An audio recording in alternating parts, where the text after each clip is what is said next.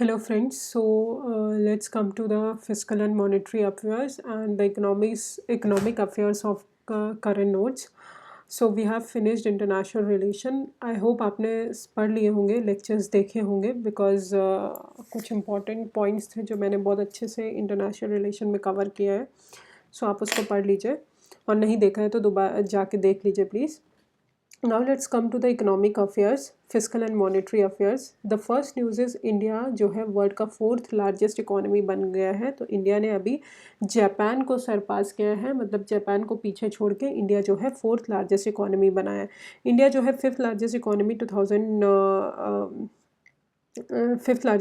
2024 तक था, बट अभी 2025 में मई में रिपोर्ट आई है नीति आयोग की. उन्होंने बोला है कि इंडिया जो है जापान को सरपास कर दिया है और इंडिया फोर्थ लार्जेस्ट इकोनॉमी बन गई है.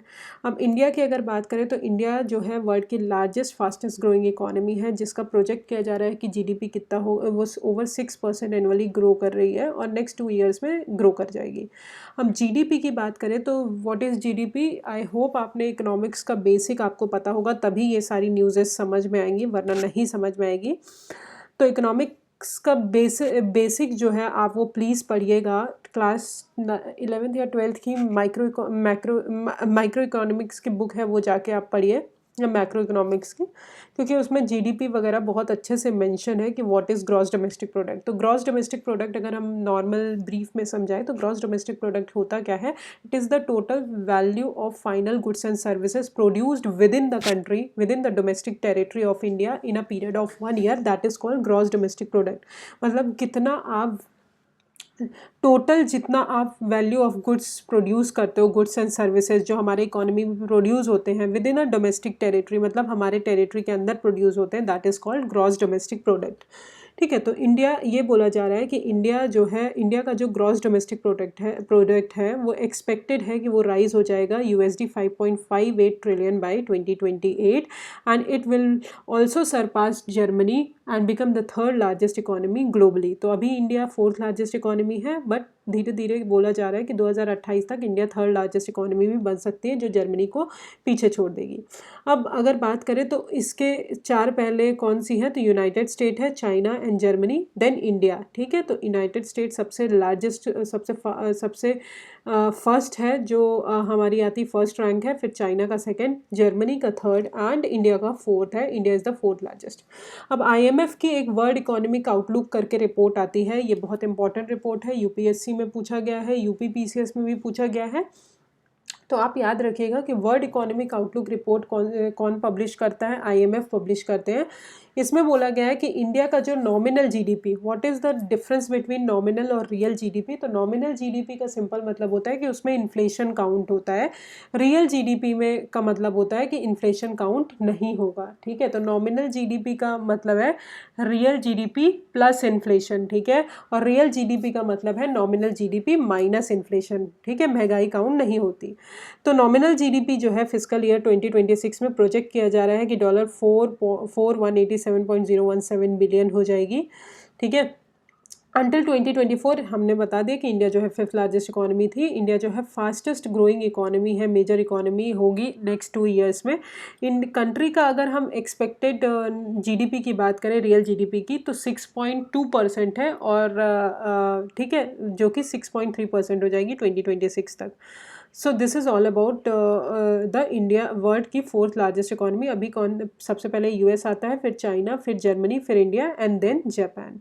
नेक्स्ट आते हैं India FDI inflows in financial year 2024-25. तो सबसे पहले एफडीआई होता क्या है. FDI is foreign direct investment. Foreign direct investment का सिंपल मतलब है कि किसी भी कंपनी में अगर आप इन्वेस्टमेंट कर रहे हो, तो वो जो अगर कोई फॉरेनर, लेट से कहीं बाहर से कोई फॉरेनर आ रहा है और वो हमारी इंडिया की कंपनी में इन्वेस्ट कर रहा है, तो वो हमारी इंडिया की कंपनी का ऑनरशिप राइट ले लेगा. ठीक है.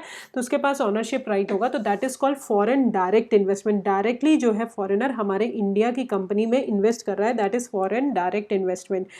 ठीक है। और इसमें क्या होता है कि अगर वो इन्वेस्टमेंट 10% से ज़्यादा है तभी वो एफडीआई कहलाएगा, अगर 10% से इन्वेस्टमेंट कम है तो वो एफडीआई नहीं कहलाएगा, वो क्या कहलाएगा, फॉरेन पोर्टफोलियो इन्वेस्टमेंट। ठीक है, पोर्टफोलियो इन्वेस्टमेंट मतलब कि आप जो है 10% से कम इन्वेस्टमेंट कर रहे हैं तो फॉरेन पोर्टफोलियो इन्वेस्टमेंट कहलाएगा, और वो जनरली हमारा डेट मार्केट में इन्वेस्टमेंट होता है। ठीक है, बट ये जो है एफडीआई जो है वो इक्विटी और डेट मार्केट दोनों में इन्वेस्टमेंट होता है, तो that is called foreign direct investment. ठीक है, तो अभी इंडिया में एफडीआई इन्फ्लोज की बात करें तो एफडीआई इन्फ्लोज इंडिया में बहुत ज़्यादा राइज हुआ है। ये याद करने की ज़रूरत नहीं कि कितना परसेंट है कितना नहीं, आपको सिर्फ ट्रेंड पता होना चाहिए कि एफडीआई बढ़ा है।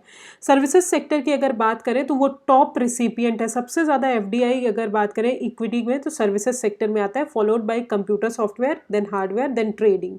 एफडीआई सर्विसेज सेक्टर में हमेशा बढ़ा है और सबसे लार्जेस्ट रिसीवर है सर्विसेज सेक्टर हमारे एफडीआई का। और इंडिया जो है ऑल्सो मैन्युफैक्चरिंग एफडीआई का बहुत बड़ा हब है। ठीक है, महाराष्ट्र में कौन से स्टेट में सबसे ज़्यादा एफडीआई आता है, तो महाराष्ट्र में सबसे ज़्यादा एफडीआई आता है, उसके बाद हमारा कर्नाटका हो गया और उसके बाद हमारा दिल्ली हो गया। तो सबसे ज़्यादा एफडीआई कहाँ पे आता है, महाराष्ट्र में, फिर उसके बाद Karnataka and then Delhi. Among source country की बात करें तो सिंगापुर का 30% है, मॉरिशस और उसके बाद यूनाइटेड स्टेट। इंडिया अट्रैक्ट करता है एफडीआई। ठीक है, तो that is the most enough, आपको इतना ही याद करने की ज़रूरत है कि इंडिया जो है टॉप रिसिपेंट है, महाराष्ट्र स्टेट में सबसे ज़्यादा आता है और सबसे ज़्यादा एफडीआई सर्विसेज सेक्टर में आता है। नेक्स्ट आते हैं आरबीआई की एनुअल रिपोर्ट 2024-25। तो अभी एनुअल रिपोर्ट जो है फाइनेंशियल ईयर 2024-25 की आरबीआई ने निकाली है। तो एनुअल रिपोर्ट कौन निकालता है, यही सबसे पहले इंपॉर्टेंट हो जाता है आपको याद करना। तो दैट इज़ आरबीआई निकालती है। किस एक्ट के अंदर निकालती है, आरबीआई एक्ट के अंदर निकालती है। अब आरबीआई एनुअल रिपोर्ट में ये बताती है कि कितना नॉमिनल जीडीपी है, कितना इन्फ्लेशन है, कितना हमारा एसेट है, कितना हमारा सेविंग है, तो ये सारी चीज़ें एनुअल रिपोर्ट में आरबीआई बताती है। अब की हाइलाइट्स की अगर बात करें तो साइज़ जो है आरबीआई की balance sheet, what is balance sheet, balance sheet for example जैसे आप घर में हैं तो आप घर में इनकम आने का सोर्स, एक्सपेंडिचर और आपका कितना सेविंग है या फिर आपने कितना खर्च किया है या फिर आपने कितना कंज्यूम किया, तो ये सब की जो रिपोर्ट्स बनाते हैं that is called balance sheet. ठीक है, तो आरबीआई की भी बैलेंस शीट होती है जिधर एक लाइबिलिटी साइड होता है जिसपे आरबीआई की लाइबिलिटी रहती है, दूसरी साइड एसेट होता है जो कि आरबीआई कमाता है। ठीक है, तो दैट इज आरबीआई की बैलेंस शीट। तो साइज जो है आरबीआई की बैलेंस शीट का वो इंक्रीज हुआ है 8.20%। नंबर इज नॉट इंपॉर्टेंट, बस इतना याद रखिए इंक्रीज हुआ है।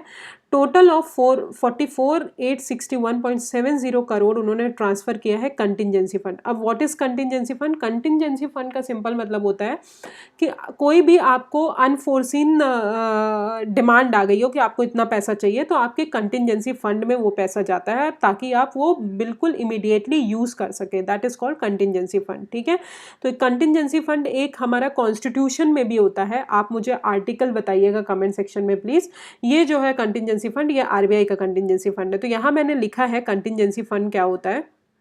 Contingency fund unforeseen unexpected financial risk and contingencies को वो करने के लिए कंटिजेंसी फंड आता है। बाकी सब चीज़ें मैं बढ़ाऊंगी आपको, ये मैंने नोट्स एक्स्ट्रा जोड़े हैं जो आपको यहाँ पे याद करने हैं। फॉरेन डायरेक्ट इन्वेस्टमेंट क्या होता है, ownership stake in a company by foreigner, it done when an investment is more than 10%। ठीक है, ये तब होता है जब इन्वेस्टमेंट 10% से ज़्यादा होता है। तो कंटिजेंसी फंड समझ आ गया कि अनफोर्सीन चीज़ें अगर आ रही हैं, हमको कुछ इंपॉर्टेंट टास्क परफॉर्म करने, तो देन हम फंड कहाँ से लेंगे, कंटिजेंसी फंड से। अब ग्रोथ जो है हमारे आरबीआई की बैलेंस शीट में एसेट साइड में हुई है, जैसे कि गोल्ड होल्डिंग बढ़ गया है, डोमेस्टिक इन्वेस्टमेंट बढ़ गई है, फॉरेन इन्वेस्टमेंट बढ़ गई है। इनकम की बात करें तो इनकम इंक्रीज हुई है आरबीआई की 22.77% से। एक्सपेंडिचर भी इंक्रीज हुआ है 7.76% से। ठीक है, तो इनकम एक्सपेंडिचर बोथ इंक्रीज हुआ है और एसेट साइड में ग्रोथ हुई है। आरबीआई ओवरऑल सरप्लस अगर बात करें तो 268,590.07 करोड़ हुआ है। और cash to GDP ratio, cash to GDP ratio मतलब कितना कैश है विथ रिस्पेक्ट टू जीडीपी, वो डिक्लाइन हुआ है हमारा 11.2%। अब करेंसी इन सर्कुलेशन की बात करें, जो करेंसी आप यूज़ करते हो, करेंसी इन सर्कुलेशन मतलब currency held with the public and currency as a reserve. तो करेंसी इन सर्कुलेशन जो है वो 76.9% है रिजर्व मनी का, जो कि 5.8% से बढ़ा है। रिटेल डिजिटल पेमेंट भी इंक्रीज हुई है। Retail central bank digital currency, central bank digital currency मतलब डिजिटली जो सेंट्रल बैंक करेंसी यूज़ करती है, तो वो भी हमारा इंक्रीज हुआ है।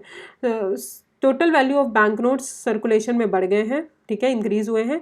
500 की डिनोमिनेशन जो नोट्स, मतलब 500 की जो नोट आती है वो सबसे ज़्यादा शेयर कंट्रीब्यूट करती है वैल्यू और वॉल्यूम दोनों में, ठीक है।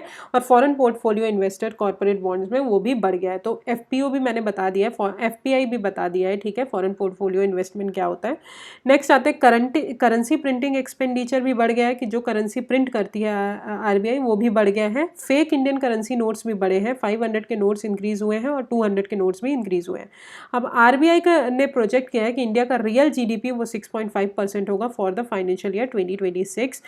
ये क्यों होगा? Because of strong capital expenditure, banking system बहुत अच्छा चलेगा, बैलेंस शीट अच्छी रहेगी, तो इसके कारण आरबीआई ने इन्फ्लेशन भी बोला है कि इन्फ्लेशन जो है वो बिलो 4% रहेगा, विच इज़ आरबीआई जो टारगेट ही करती है, आरबीआई का इन्फ्लेशन टारगेटिंग अप्रोच भी है कि हमको 4% रखना है विथ ±2%।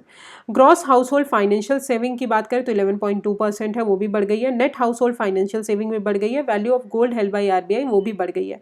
अब what is gross household financial saving and net household financial saving? तो gross household financial saving की बात करें तो जितना भी फाइनेंशियल एसेट जो होता है, जो हाउस होल्ड अपने पास रखता है before accounting for any liabilities, मतलब कोई भी लाइबिलिटीज, जैसे फॉर एग्जांपल मेरे पास कितना पैसा है, मेरे पास पूरा फाइनेंशियल एसेट्स मेरे पास कितना है जब तक मैं लोन नहीं ले रही हूँ, मतलब लोन लेने से पहले मेरे पास कितना फाइनेंशियल एसेट्स है, वो होता है ग्रॉस फाइनेंशियल सेविंग। अगर हम बात करें net household financial saving की, तो gross household financial saving से अगर हम अपनी लाइबिलिटीज माइनस कर दें, लोन्स माइनस करते, तो that is called net household financial saving. तो यहाँ पे मैंने लिख दिया है net household financial saving क्या होती है?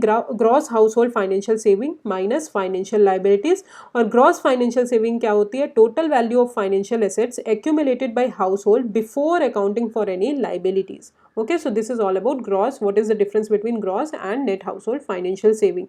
ये आप अपने नोट्स में जोड़ लीजिएगा प्लीज़, क्योंकि ये आई थिंक आपको जब मैं PDF प्रोवाइड करूँगी तो ना मिल पाए, तो आप ये लिख लीजिएगा, ठीक है। बाकी अगर आपको अलग से चाहिए तो वो कमेंट सेक्शन में आप कमेंट करिएगा, उसके बाद हम बताएंगे, ठीक है। तो this is all about net financial saving. अब हम आते हैं आरबीआई की मॉनेटरी पॉलिसी अपडेट जून 2025, तो वो वही अपडेट दी गई है, बाकी सब चीज़ें इंपॉर्टेंट नहीं है। दूसरी चीज़ है इसमें policy repo rate. What is repo rate? Repo rate क्या होता है? जिस रेट पे बैंक्स जो है आरबीआई से पैसा लेते हैं, जिस इंटरेस्ट रेट पे बैंक जो है आरबीआई से पैसा लेते हैं ताकि वो लिक्विडिटी मैनेज कर सके मार्केट में। तो जब भी मार्केट में पैसे की कमी हो जाती है, ठीक है, जब भी मार्केट में लिक्विडिटी नहीं रहती है और लोगों को डिमांड नहीं रहती है, तो डिमांड बढ़ाने के लिए आरबीआई से बैंक्स जो हैं वो जिस इंटरेस्ट रेट पे पैसा लेते हैं उसको रेपो रेट बोला जाता है, ठीक है। ये लिक्विडिटी एडजस्टमेंट फैसिलिटी का एक पार्ट होता है। और अभी रेपो रेट कितना रिड्यूस कर दिया है? 50 बेसिस पॉइंट से रिड्यूस कर दिया है, मतलब कि हमारी जो है डिमांड इकोनॉमी में ज़्यादा बढ़ जाएगी, क्योंकि ऑब्वियसली लोग बैंक के पास पैसा आएगा, क्योंकि कम इंटरेस्ट रेट पे मिल रहा है तो वो ज़्यादा पैसा लेंगे। नेक्स्ट आते हैं there will be consequent adjustment of standing deposit facility and the marginal standing facility. Very important. MSF और ये होते क्या हैं, यहाँ पे मैंने लिखा है what is standing deposit facility. Standing deposit facility bank को अलाउ करता है कि आप एक्सेस फंड जो है, जितना भी एक्सेस फंड आपके पास है वो आरबीआई के पास रख दें विदाउट कोलेटरल। विदाउट कोलेटरल मतलब कोई भी गवर्नमेंट सिक्योरिटी आपको नहीं मिलेगी आरबीआई के थ्रू। तो बिना कोलेटरल के जितना भी बैंक के पास मान लीजिए बहुत सारा पैसा है और बैंक को इन्फ्लेशन को कंट्रोल करना है, तो बैंक क्या करेगी, जितना भी पैसा है एक्सेस फंड है वो आरबीआई को दे देगी, ताकि बैंक के पास पैसा देने को रहे ही नहीं, क्योंकि पैसा नहीं जाएगा पब्लिक को तो डिमांड नहीं बढ़ेगी। तो that's why standing deposit facility inflation को कंट्रोल करने के लिए लिए जाती है। ये एक्सेस जो लिक्विडिटी है हमारे बैंकिंग सेक्टर के अंदर, उसको जो है आरबीआई ओवरनाइट बेसिस पे क्या करती है, एब्जॉर्व करने की कोशिश करती है। That is standing deposit facility. Second is marginal standing facility. यहाँ पे बैंक क्या करती है, बोरो करती है आरबीआई से ओवरनाइट लोन। अगर बैंक के पास लिक्विडिटी क्राइसिस आ रहा है तो ये जो है आरबीआई उस रेट पे करती है जो कि रेपो रेट से ज़्यादा रेट होता है, ठीक है। इंटरेस्ट रेट जो है इसमें रेपो रेट से ज़्यादा लगता है और बैंक्स जो है ये ओवरनाइट फंड्स बोरो करती है at higher interest rate from the RBI to manage their short term liquidity crisis. So this is all about marginal standing facility and standing deposit facility. I hope it is clear. Okay, next come to periodic labour force survey. Periodic labour force survey कौन निकालती है? NSO निकालती है, जो कि मॉस्पी के अंदर आती है, ministry of statistics and programme implementation, ठीक है। तो नेशनल स्टैटिस्टिकल ऑफिस निकालते हैं NSO, ठीक है, पीरियोडिक लेबर फोर्स सर्वे। अब ये जो है मंथली एस्टिमेशन, कैसे ये लेबर फोर्स का एस्टिमेशन करते हैं, हम पढ़ेंगे लेबर फोर्स क्या होता है और ये सब। तो ये लेबर फोर्स पार्टिसिपेशन रेट पहले निकालेंगे, फिर वर्किंग पॉपुलेशन रेशियो और अनएम्प्लॉयमेंट रेट मंथली बेसिस पे, किसके लिए, रूरल और अर्बन एरियाज बोथ के लिए, at current weekly status. Current weekly status मतलब 7 दिन के रेफरेंस पीरियड लेते हैं, ठीक है, कि 7 दिन में किसने कितना वर्क किया है उस हिसाब से देखा जाएगा। फिर क्वार्टरली एस्टिमेट्स जो है रूरल और अर्बन एरियाज दोनों का निकालते हैं, मंथली एस्टिमेट्स दोनों का निकालते हैं, ठीक है। क्वार्टरली एस्टिमेट्स रूरल एरियाज और अर्बन एरियाज दोनों का निकालते हैं करंट वीकली स्टेटस पे। फिर एनुअल एस्टिमेट्स भी निकालते हैं, एक साल का एस्टिमेट्स भी निकालते हैं यूजुअल स्टेटस पे और करंट वीकली स्टेटस पे for rural and urban areas, okay. अब की फाइंडिंग्स की बात करें तो उससे पहले LFPR लेबर फोर्स क्या होता है वो आपको समझ में आ जाएगा, तो बाकी चीज़ें समझ में आ जाएंगी। तो what is labour force? Labour force वो होते हैं जितने भी इंडिविजुअल, जितने भी पर्सन हैं जो एम्प्लॉयड हैं, या तो काम कर रहे हैं या तो काम नहीं कर रहे हैं या सर्च कर रहे हैं किसी जॉब के लिए, तो दैट इज लेबर फोर्स, ठीक है। तो लेबर फोर्स क्या कहलाते हैं? ऑल इंडिविजुअल्स हु आर इधर एम्प्लॉयड और unemployed and actively seeking for work, ठीक है, या तो एम्प्लॉयड हो या तो अनएम्प्लॉयड हो और वो वर्क देख रहे हो, दैट इज लेबर फोर्स। अब what is labour force participation rate? Labour force participation rate का फॉर्मूला है कि जितना भी लेबर फोर्स है उसको वर्किंग एज पॉपुलेशन से डिवाइड कर दो। Who are the working age population? 15 year से जो 59 ईयर्स में आते हैं उनको वर्किंग एज पॉपुलेशन बोला जाता है। तो लेबर फोर्स पार्टिसिपेशन रेट क्या होता है? Labour force upon working age population. Next is working population ratio क्या होता है? नंबर ऑफ एम्प्लॉयड, जितने भी पर्सन एम्प्लॉयड है जो वर्कर हैं, अपॉन टोटल पॉपुलेशन, उसको 100 से मल्टीप्लाई कर दो, that is called working population ratio. Next is unemployed rate, unemployment rate, number of unemployed person, जितने भी अनएम्प्लॉयड लोग हैं, अपॉन लेबर फोर्स, जितने वर्क ढूंढ रहे हैं उनको अनएम्प्लॉयमेंट रेट बोला जाता है, ठीक है। तो this is all about labour force, LFPR, working population ratio and unemployment rate. I hope आपको ये चीज़ें क्लियर हो जाएंगी, तो अब ये ईजी होगा समझने में। तो अब आते हैं हम न्यूज़ पे। की फाइंडिंग्स क्या है कि labour force participation rate, labour force participation rate अभी हमने पढ़ा क्या होता है, labour force upon working age population. तो labour force participation rate current weekly status में among person of age 15 years and above कितना है? 50.6%। नहीं इंपॉर्टेंट है याद करना, बस इतना याद रखिए कि लगभग 55.6 मतलब 50 से ऊपर है। LFPR रूरल एरियाज में अगर बात करें तो 58 है और LFPR अर्बन एरियाज में 50 है, ठीक है। तो रूरल एरियाज में 15 से 29 ईयर्स एज ग्रुप की अगर बात करें तो 43.4% है 15 ईयर, और उसके अबव की बात करें तो 58, और ऑल एजेस की बात करें तो 42.9%। ये सब चीज़ें ज़रूरी नहीं है, बस आपको जो इंपॉर्टेंट था वो मैंने बता दिया, जो पूछा जाएगा, बाकी चीज़ें नहीं पूछी जाएंगी, ठीक है। अब periodic labour force annual report 2022 और 23 की भी बात करें अगर, तो ये 22-23 की बात की है, ये 2025 की है, ठीक है। तो ये कौन निकालता है मैंने बता दिया, NSO मॉस्पी निकालती है, ठीक है। इसमें भी बताया गया है ये सारी चीज़ें, तो other things are not important, बस इतना याद रखिए। PLFS कौन निकालता है? NSO मॉस्पी। लेबर फोर्स क्या होता है? लेबर फोर्स पार्टिसिपेशन रेट क्या होता है? वर्किंग पॉपुलेशन रेशियो, और अनएम्प्लॉयमेंट रेट क्या होता है वो मैंने आपको ऑलरेडी समझा दिया है। नेक्स्ट आते हैं sample registration system. Sample registration system अभी किसने रिलीज किया है? 2022 का registrar general of India, RGI जो है, registrar general of India sample registration system जो है अभी इन्होंने रिलीज़ किया है। और ये क्या बताती है? जितने भी हेल्थ इंडिकेटर्स हैं जैसे कि maternal mortality rate, total fertility rate, infant mortality rate, birth rate, ये सारी चीज़ें जो हैं इसके अंदर बताई जाती हैं।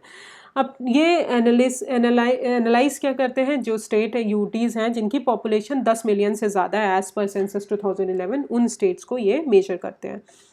अब ट्रेंड एनालिसिस की बात करें तो सबसे पहले आते हैं बर्थ रेट। बर्थ रेट हमारा डिक्लाइन हुआ है, डिक्रीज़ हुआ है, याद रखिएगा। रूरल भी अर्बन भी दोनों बर्थ रेट डिक्रीज़ हुए हैं, ओवरऑल भी डिक्रीज़ हुआ है। हाईएस्ट बर्थ रेट की बात करें तो वो हमारा बिहार में है, ठीक है, और अंडमान एंड निकोबार आइलैंड में लोवेस्ट बर्थ रेट है, याद रखिएगा। सबसे ज़्यादा बर्थ रेट बिहार में है, दूसरा अंडमान एंड निकोबार में लोवेस्ट बर्थ रेट है। डेथ रेट की बात करें तो वो भी हमारा कम हुआ है, अर्बन और रूरल एरियाज दोनों में कम हुआ है, ओवरऑल डिक्लाइन हुआ है। छत्तीसगढ़ में सबसे ज़्यादा डेथ रेट रिकॉर्ड की गई हैं, ठीक है। तो सबसे ज़्यादा डेथ रेट कहाँ पे है? छत्तीसगढ़ में। नेक्स्ट आते हैं infant mortality rate. Infant mortality rate भी हमारा डिक्लाइन हुआ है, कितना हो गया है? 26 हो गया है। रूरल एरियाज अर्बन एरियाज दोनों में ड्रॉप हुए हैं और मैक्सिमम IMR जो सबसे ज़्यादा कम डिक्रीज़ हुआ है वो मध्य प्रदेश में हुआ है, ठीक है। नेक्स्ट आते हैं maternal mortality rate. Maternal mortality rate की अगर बात करें तो इंडिया में अभी ये भी डिक्लाइन हुआ है, ठीक है। 8 स्टेट्स ने डिक्लाइन रजिस्टर किया है। अदर की हाइलाइट्स की बात करें तो सेक्स रेशियो एट बर्थ, ठीक है, वो कंट्री का 1 पॉइंट से बढ़ गया है। पहले कितना था? 1913 था, अभी 1914 हो गया है। 914 हो गया है, ठीक है। तो सेक्स रेशियो एट बर्थ कितना हो गया? 914। केरला एंड छत्तीसगढ़ की बात करें तो केरला और छत्तीसगढ़ में highest sex ratio at birth है, फिर उसके बाद उत्तराखंड में लोवेस्ट है। टोटल फर्टिलिटी रेट की बात करें कंट्री का तो वो 2.0% है, ठीक है। तो याद रखिएगा सेम है 2.0%। बिहार में हाईएस्ट TFR है विच इज़ 3.0, मतलब 3 बच्चे पैदा होते हैं एक माँ के। दिल्ली एंड तमिलनाडु में लोवेस्ट है 1.3%, ठीक है। So this is all about हमारा सैम्पल रजिस्ट्रेशन सर्वे। कौन रिलीज करता है? Registrar general of India. Other things are not important. इसमें भी sample registration survey published on May, ये 2021 रिपोर्ट जो कि 2025 में पब्लिश हुई, उसमें क्रूड बर्थ रेट जो है वो हमारा 19.3% है। क्रूड डेथ रेट की बात करें वो हमारा 7.5% है 2021 में। बाकी चीज़ें नहीं इंपॉर्टेंट है, ठीक है। सो दिस इज़ ऑल इस न्यूज़ में इंपॉर्टेंट है। नेक्स्ट आते हैं provisional estimate of annual GDP 2024-2025। ये कौन रिलीज करता है? NSO मॉस्पी रिलीज करती है। तो provisional estimates of annual GDP 2024-25 national statistics office, ministry of statistics and programme implementation के अंदर रिलीज की जाती है और ये हमारी जो GDP है वो हमको बताती है कि एनुअली कितना है, क्वार्टरली कितना है। तो की हाइलाइट्स की अगर बात करें तो रियल GDP और नॉमिनल GDP में डिफरेंस मैंने बता दिया है। रियल GDP एस्टिमेटेड किया गया है कि वो 6.5% है होगा 2024-25 में।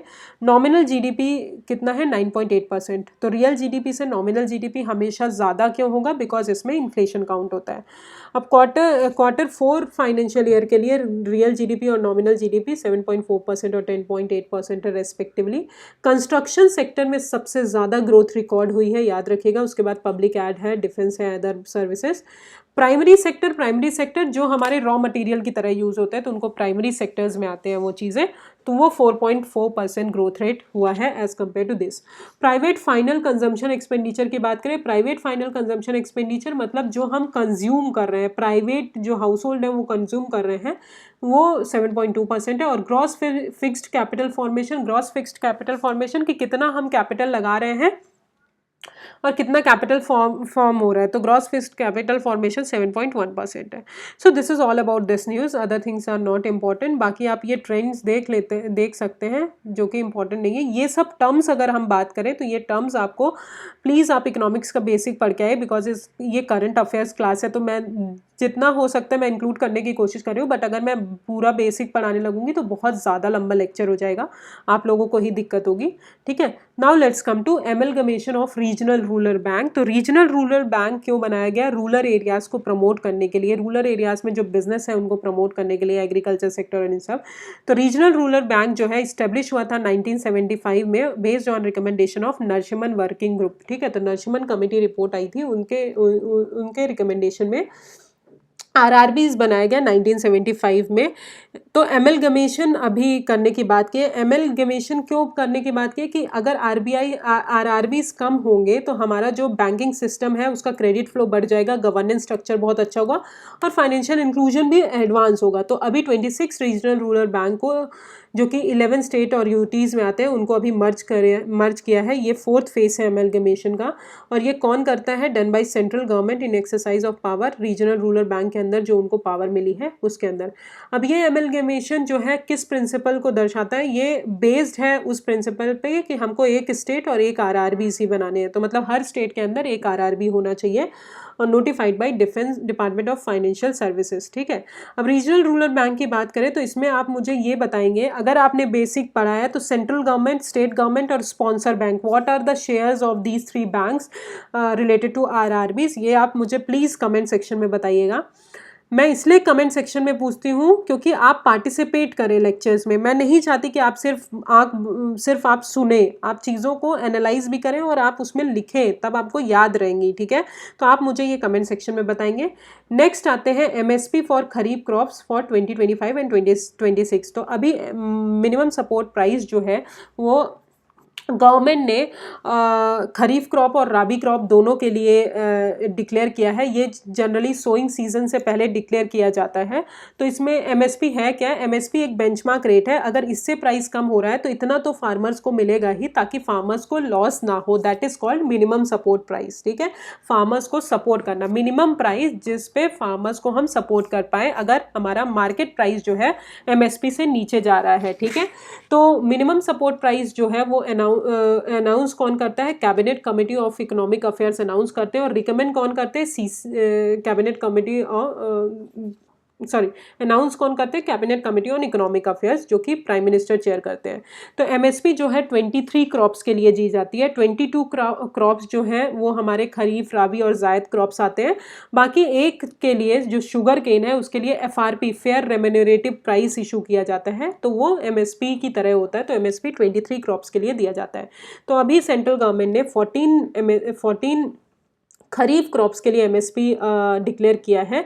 जैसे कि रागी हो गया, कौन कौन से खरीफ क्रॉप है, किस किस के लिए डिक्लेयर किया जाता है, ये आपको याद करना बहुत ज़रूरी है। बिकॉज क्या है, यूपीएससी में 2-3 बार एमएसपी से रिलेटेड क्वेश्चन आया और किस किस को डिक्लेयर किया जाता है, किस किस क्रॉप के लिए डिक्लेयर किया जाता है, वो भी क्वेश्चन पूछा जा चुका है। तो बिल्कुल याद कर लीजिए। तो रागी जवार नाइगर सीड्स के लिए भी बोला गया है। नाइगर सीड्स आ चुका है क्वेश्चन में। Soybean, cotton long staple, medium staple दोनों के लिए।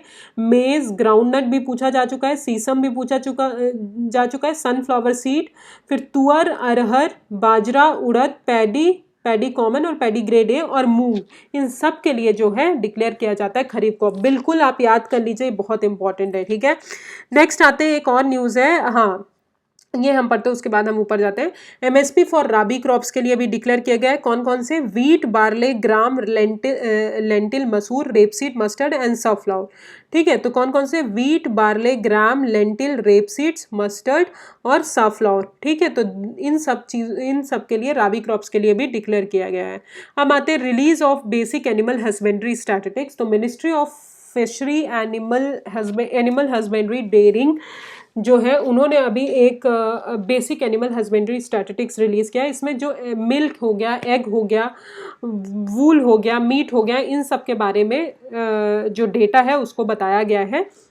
तो मिल्क प्रोडक्शन की अगर बात करें तो उत्तर प्रदेश जो है टॉप प्रोड्यूसर स्टेट्स में आता है, फिर उसके बाद Rajasthan and then Madhya Pradesh. Egg production की बात करें तो आंध्र प्रदेश जो है वो टॉप किए हैं, फिर Tamil Nadu and Telangana. Meat production की बात करें तो वेस्ट बंगाल सबसे ज़्यादा हाईएस्ट है, फिर उत्तर प्रदेश, फिर महाराष्ट्र। वूल प्रोडक्शन की बात करें तो राजस्थान, देन जम्मू एंड कश्मीर। तो याद रखिएगा, जनरली हम जम्मू एंड कश्मीर लगा के आएंगे, बट यहाँ पे राजस्थान जो है वूल प्रोडक्शन में सबसे ज़्यादा है, फिर Jammu and Kashmir, then Punjab. Global context की बात करें तो इंडिया जो है मिल्क प्रोडक्शन में लीड कर रहा है और सेकंड है एग प्रोडक्शन में।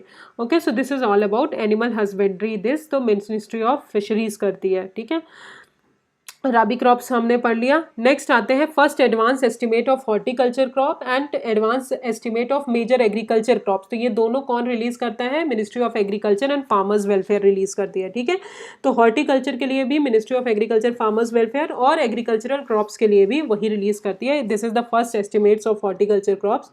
हॉर्टिकल्चर क्रॉप्स की अगर बात करें तो टोटल फ्रूट्स की बात करें तो ये इतना प्रोडक्शन होता है, फिर वेजिटेबल्स, फिर एरोमेटिक्स एंड मेडिसिनल प्लांट, बाकी सब ज़रूरी नहीं है, सिर्फ इतना ज़रूरी कौन रिलीज़ करता है? Ministry of agriculture and farmers welfare. तो मेजर एग्रीकल्चरल क्रॉप्स के लिए भी अभी किया है। So these things are not important, इतना याद करने की ज़रूरत नहीं है, जो है वो मैंने ऑलरेडी हाईलाइट किया और मैं बता दूंगी। नेक्स्ट आते हैं वर्ल्ड ट्रेड स्टैटिस्टिकल रिव्यू। ये कौन निकालता है? World trade organisation. तो WTO जो है वर्ल्ड ट्रेड स्टैटिस्टिकल रिव्यू निकालती है। ठीक है, तो सबसे पहले क्या याद करना है? वर्ल्ड ट्रेड स्टैटिस्टिकल रिव्यू कौन निकालता है? World trade organisation. Leading countries, अगर वर्ल्ड एक्सपोर्ट्स की बात करें तो सबसे ज़्यादा एक्सपोर्ट ट्रेड में कौन करता है? वो है चाइना, USA, जर्मनी, और इंडिया जो है 18th रैंक पे आता है। और इम्पोर्ट्स की बात करें, अगर हम सॉरी, इसमें इम्पोर्ट्स नहीं बताया क्या? हाँ, नहीं बताया, एक्सपोर्ट की ही बताया। तो exporter and importer of commercial services की बात करें तो यूएसए सबसे ज़्यादा बड़ा एक्सपोर्टर है, ठीक है। फिर यूके, फिर चाइना, और इंडिया 7th रैंक में आता है कमर्शियल सर्विसेज से रिलेटेड। इंपोर्ट की बात करें, इंपोर्ट कितना कमर्शियल सर्विसेज कौन करता है, तो यूएसए सबसे ज़्यादा करता है, चाइना, जर्मनी, एंड इंडिया जो है 9th रैंक पे आता है। अब अगर टोटल एक्सपोर्ट इंपोर्ट की बात करें तो चाइना जो है एक्सपोर्टर में टॉप किया है, और इंपोर्टर में कौन? यूएसए, ठीक है। 18th रैंक में आता है एक्सपोर्टर में, और इंडिया 9th रैंक में आता है इंपोर्टर में। सो this is all about the news. Next आते हैं वर्ल्ड इन्वेस्टमेंट। हाँ, कुछ कुछ इसमें इंपॉर्टेंट है, वो मैं पढ़ा देती हूँ। इंडिया जो है 4th लार्जेस्ट इंपोर्टर है माइनिंग प्रोडक्ट्स का। चाइना जो है वो लीड कर रहा है, चाइना लार्जेस्ट है, और इंडिया जो है 4th लार्जेस्ट है। आयरन एंड स्टील में इंडिया 6th लार्जेस्ट एक्सपोर्टर है। इंडिया जो है 7th लार्जेस्ट एक्सपोर्टर है केमिकल्स का, ठीक है, और 4th लार्जेस्ट इंपोर्टर है केमिकल्स का। फिर इंडिया जो है लीडिंग एक्सपोर्टर है टेक्सटाइल का, तो इंडिया जो है टेक्सटाइल का सबसे ज़्यादा एक्सपोर्ट करता है। गवर्नमेंट ऑफ इंडिया ने बोला है कि इंडिया जो है 2nd लार्जेस्ट प्रोड्यूसर है एल्यूमिनियम का, 3rd लार्जेस्ट प्रोड्यूसर है लाइम का, और 4th लार्जेस्ट प्रोड्यूसर है आयरन ओर का। ओके, सो ये इंपॉर्टेंट है, कुछ कुछ आपको याद करना पड़ेगा, इसको आपको लर्न करना ही पड़ेगा, इसका कोई ऑप्शन नहीं है याद करने का, ठीक है, कोई भी ट्रिक भी नहीं है। So you have to remember it. Next आते हैं वर्ल्ड इन्वेस्टमेंट रिपोर्ट 2024। तो अंकटैड रिलीज करती है, United nation conference on trade and development release करती है वर्ल्ड इन्वेस्टमेंट रिपोर्ट को। ये हमारे एफडीआई के ट्रेंड्स को बताते हैं, फॉरेन डायरेक्ट इन्वेस्टमेंट जितना इनफ्लो हुआ है या आउटफ्लो हुआ है बोथ रीजनल और ग्लोबल लेवल पे, उसको हमको बताते हैं। अकॉर्डिंग टू द रिपोर्ट अगर बात करें तो ग्लोबल एफडीआई डिक्रीज हुआ है बाय 2%। इंडिया का जो इसमें रैंक है वो 20 है, वाइल यूएसए, जापान, चाइना जो है वो टॉप किए हैं। डेवलपिंग इकोनॉमीज़ की बात करें तो डेवलपिंग इकोनॉमीज़ एफडीआई रिसिपिएंट में, एफडीआई इनफ्लोज में टॉप की हैं। डेवलपिंग एशिया भी लार्जेस्ट रिसिपिएंट है एफडीआई का। अब टॉप 5 एफडीआई रिसिपिएंट कौन कौन से हैं? USA, China, Singapore, Hong Kong and Brazil in 2023। India का रैंक कितना है? 15th है एफडीआई इनफ्लोज में ग्लोबली 2023 में, जो कि डाउन हो गया है from 8th in 2022। So this is all about the news. I hope आपको कुछ कुछ बेसिक टर्म्स भी क्लियर हो गए होंगे and the news is also clear. If you have any problem just comment me on the comment section. I will start economic initiative schemes and project tomorrow. Thank you so much.